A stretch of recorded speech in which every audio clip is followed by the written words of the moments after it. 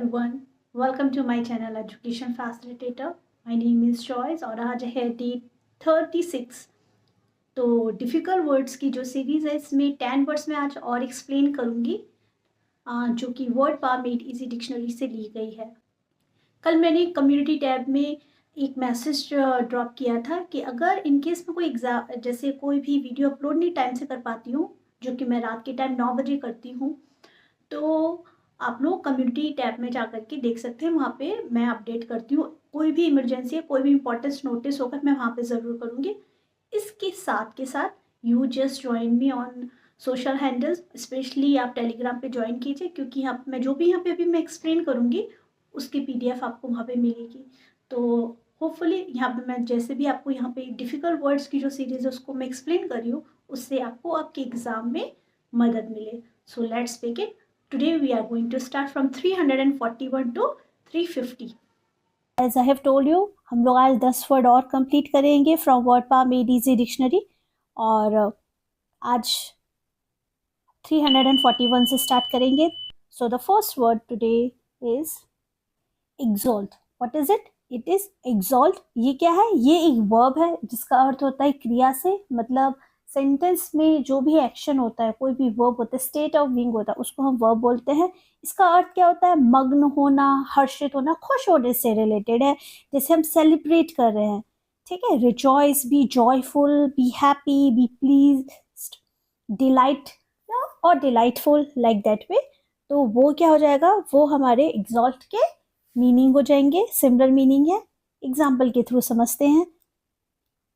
The people exalted at the victory, और जो लोग थे, लोगों ने जीत पर क्या की? खुशी। जैसे हमारी इंडिया की टीम जब जीतती है तो हम कितने खुश हो जाते हैं, जैसे हम खुद जीत गए हैं, खुद पर्सनली जीत गए हैं।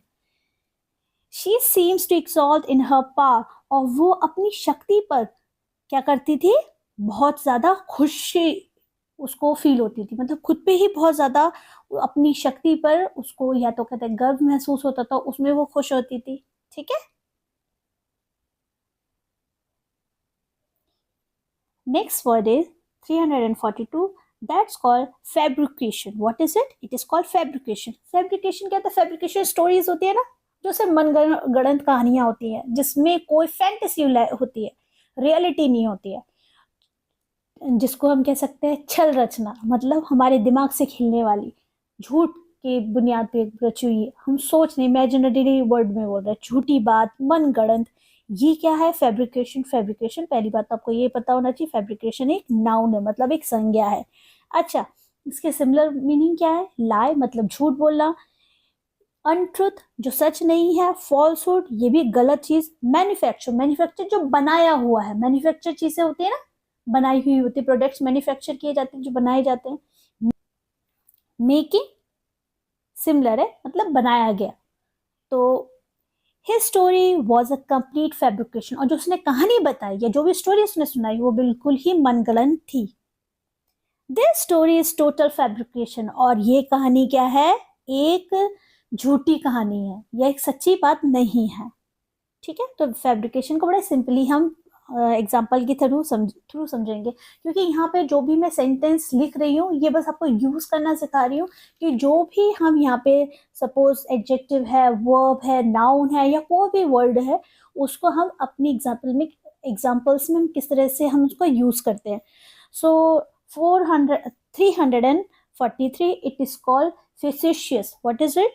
फेसिशियस। ये क्या है? ये एक एडजेक्टिव है, मतलब विशेषण है, जिसका अर्थ होता है मस्खरा, हंसमुख या दिखावटी, मतलब शो ऑफ करने वाला। एक सीरियल था, एक शो था जिसमें एक लड़की थी, उसको बोलते थे वो बहुत जल्दी फ्लिप करती है, वो बहुत मस्खरी टाइप की थी। हाँ, शहनाज गिल, वो बहुत जल्दी फ्लिप कर जाती थी, वो बोलते थे फ्लिप हो रही है। फ्लिप का मतलब वो बहुत मस्खरी, वो अपनी बातों में नहीं टिकती थी। Light hearted, high spirited, bantering, bantering मतलब जो छेड़छाड़ करने वाले लोग होते हैं ना, बातों बातों में खुश मिजाज टाइप के होते हैं। ह्यूमरस, तो ये क्या है? फेसिशियस के ही सिमिलर मीनिंग्स है। डोंट बी सो फेसिशियस, ज्यादा दिखावटी या ज्यादा ढोंगी टाइप के मत बनो। Stop being facetious, this is serious, और ये बहुत गंभीर बात है। यहाँ पे ज्यादा हंसने की या मुस्कुराने की या दिखावटी बनने की कोई भी जरूरत नहीं है। Okay, so next word is it is called Faisal. What is it? It is called Faisal. ये क्या है? ये एक एडजेक्टिव है जिसका अर्थ है सरल या आसान, जो बहुत ही सिंपल कह सकते हैं, सुगम कह सकते हैं. ठीक है, सिंपल, इजी, एफर्टलेस. एफर्टलेस क्या? जिसमें हमें मेहनत नहीं करनी पड़ती है. इंटेलिजिबल, मतलब इसको भी हम सुगम कहते हैं. इंटेलिजेंट का मतलब बुद्धिमान होता है, इंटेलिजिबल का मतलब होता है सरल या सुगम से होता है. ठीक है. शी हैज अ फैसल टंग, और उसकी जो जुबान थी वो बहुत ही आसान, मतलब बहुत ही सरल थी, बहुत अच्छे से ढंग से बात करने वालों में से थी, या साधारण बात करने वालों में से थी, ज्यादा हाई लेवल की अननेसेसरी की टॉकिंग नहीं. He has a Faisal imagination in writing, और उसका जो सोचने की जो इमेजिनेशन, राइटिंग में जो सोचता था, जिस तरह से वो अपनी जो सोच थी उसको नोट्स पे लिखता है, तो वो बहुत ही साधारण था, जिससे लोग आसानी से समझ सके. जैसे मैं यहाँ पे आपको समझाती हूँ, वर्ड मीनिंग समझा रहे अगर बोला जाए तो, पर उनको कितनी आसान शब्दों में समझाया जा रहा है. That's matter a lot. क्योंकि अगर हम कोई भी शब्द को आसान शब्दों में सीखेंगे तो हमें जल्दी से आसानी से याद हो जाएगा, जो कि मेरा मानना है, और वो मेरा तरीका भी है कि मैं आसान शब्दों में ही बढ़िया तरीके से लाइटली से चीज को समझा सकूं. और बाकी आप लोग अपना कमेंट जरूर दीजिए कि आपको किस तरह से अच्छा लगता है, या आपको क्या, आपका क्या खुद का क्या सुझाव है चैनल पे. और वीडियो को लाइक, शेयर, सब्सक्राइब भी ज़रूर कीजिए. देखिए हमारी जो ये एजुकेशन फैसिलिटेटर है, by the grace of God, daily मैं वीडियोस डालती हूँ जब भी मैं होता है. कल मैंने नहीं डाला था तो मैंने उसको कम्युनिटी टैब पे मैंने इन्फॉर्म कर दिया था. 9 बजे वीडियो आ जाता है आप लोगों के पास, तो आप लोग वीडियो को कम्प्लीटली देखिए और सपोर्ट कीजिए चैनल को. जो लोग नए जुड़ रहे हैं, वीडियो के साथ बने रहिए, और टेलीग्राम पे ज़रूर ज्वाइन होइएगा. So 345, that's called faction. It is called faction. ये क्या है? ये नाउन है. ये इसका अर्थ होता है गुट या दल से, किसी भी ग्रुप से हम कहेंगे. कैंप, ग्रुप, साइड, सेक्ट और सेक्शन, ये इसके सिमिलर मीनिंग्स हैं. मतलब जैसे हम किसी कैंप में जा रहे हैं तो मतलब ग्रुप में जा रहे हैं, पिकनिक जा रहे हैं ना, कैंप, पिकनिक, तो ये सब इसी से रिलेटेड ही है. Faction almost broke up the party, और जो दल था, जो गुट था, उसने क्या कर दिया? पार्टी को उसने तोड़ दिया पूरी तरह से.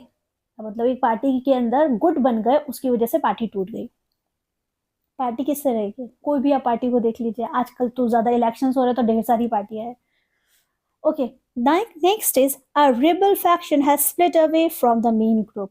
और जो विद्रोही, रिबल का मतलब जो विद्रोह करने वाला जो गुट था, वो मुख्य गुट से अलग हो गया. जो विद्रोह करने वाला, उसके अपने ओपिनियटेड था, बहुत ओपिनियटेड था, तो इस वजह से वो जो मेन ग्रुप था उससे क्या हो गया? वो अलग हो गया. उसने अपना खुद का काम स्टार्ट कर दिया, ये सोच कह सकते हैं. देखिए यहाँ पे मैं, आप यहाँ देख सकते हैं, सोशल हैंडल्स भी मैंने डाल रखी है, लिंक्स में आप जाकर के देख सकते हैं. तो आप लोग PDF अगर चाहते हैं तो ज़रूर टेलीग्राम से जुड़िए, और अगर आप मुझे सोशल हैंडल्स में फॉलो करना चाहते हैं तो आप जुड़ सकते हैं.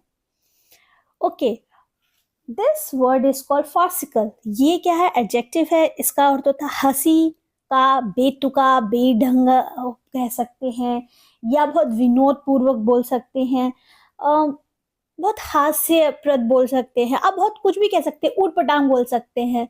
तो इस तरह से इस वर्ड के डिफरेंट डिफरेंट मीनिंग्स है, जिसको मैंने हिंदी में भी इस तरह से बोला है. अब इनके सिमिलर मीनिंग्स और देख लीजिए. रिडिकुलस मतलब बकवास, ridiculous, silly, foolish, idiotic, stupid, बेवकूफ, जिसको समझ नहीं आ रही है.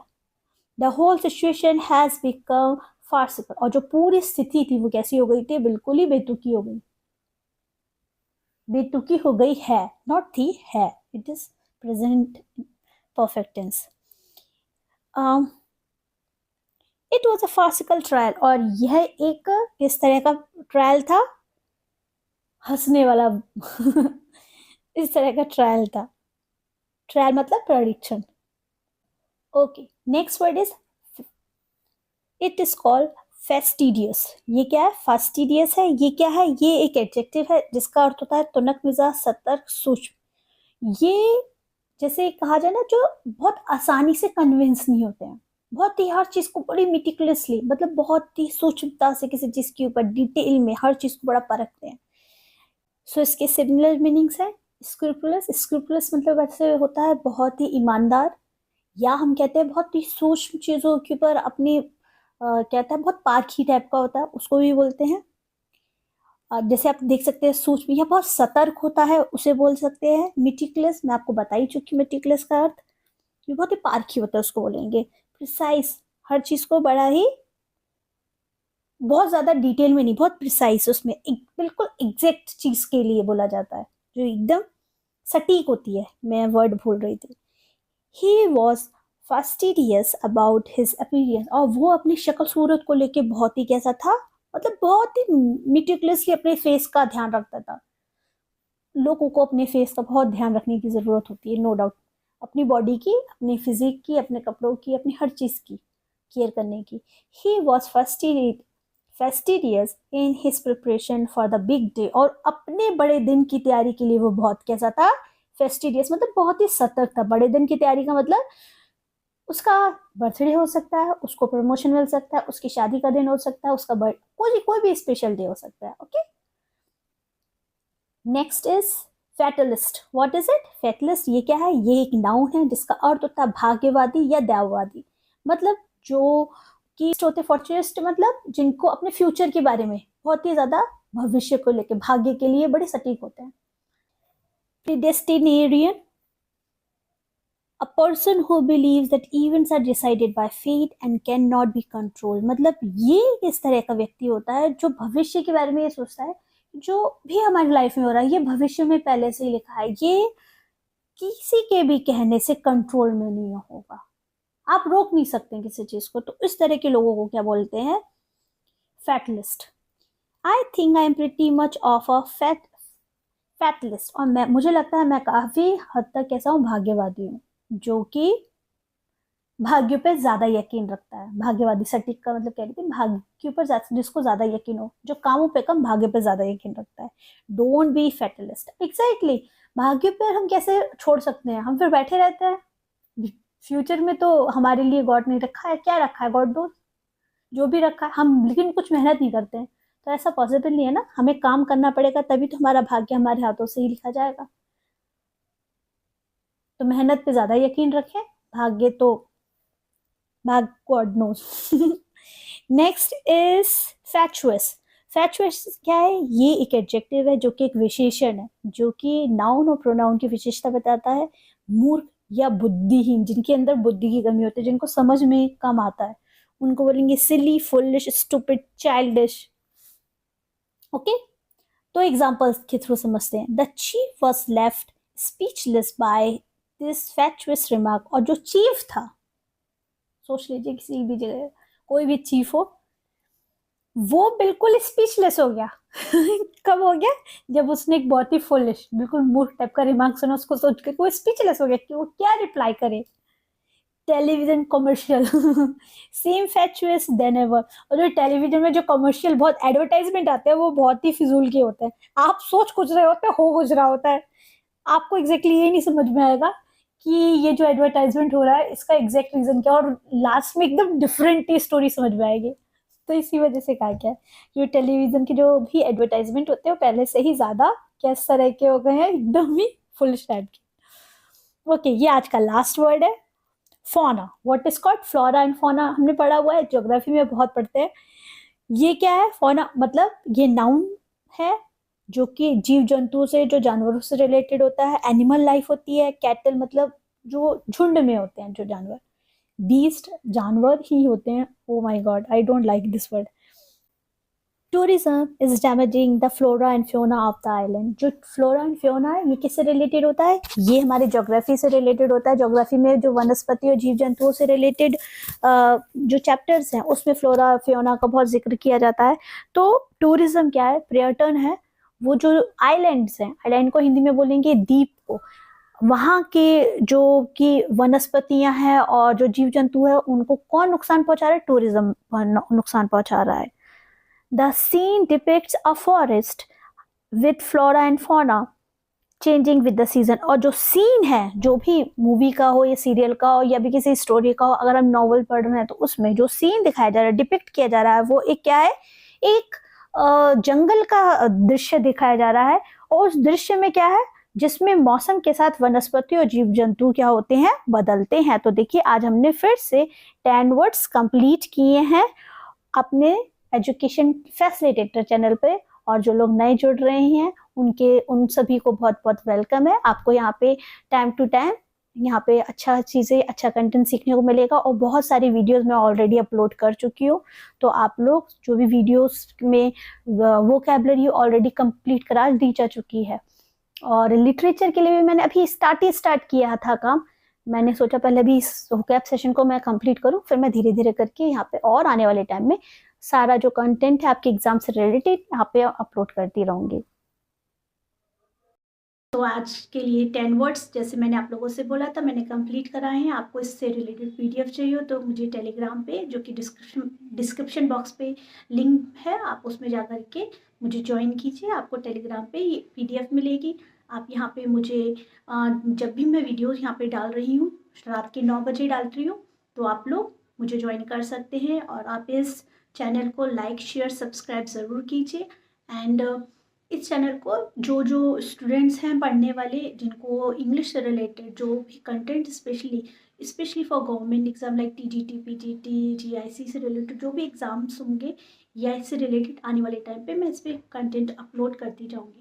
तो आप लोग इस चैनल की ग्रोथ में भी मदद कीजिए। और यहाँ सबको सीखने में जो भी आपने सीखा है या आपका खुद का कोई सजेशन है, please do let me know in the comment box. And thank you for watching.